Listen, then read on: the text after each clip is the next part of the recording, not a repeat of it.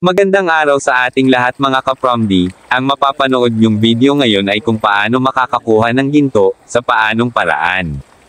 Ganito po ang proseso para makahanap kayo ng ginto. Una po ay marunong ka magbanlas.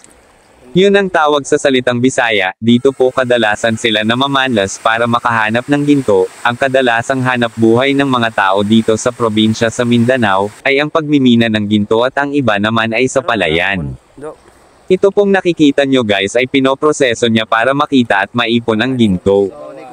Dito talaga sa probinsya namin basta marunong ka lang at masipag hindi ka mahihirapan makahanap ng pambili ng bigas. Yung nakikita nyo guys na nakalagay sa maliit na lalagyan, yan po ang naipon niyang ginto. Kahit kaunti lang po yan ay makakabili ka na ng bigas.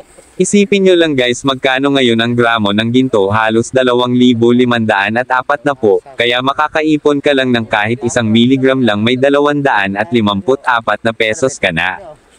Kapag natapos niya ang ganyang proseso mga ka-Promdi, may pangbigas ka na, may pangulam ka pa. Sa mga hindi pa marunong sa ganitong proseso sa pagmimina ng ginto ay dapat panoorin mo guys, para madali mong matutunan lahat ng proseso.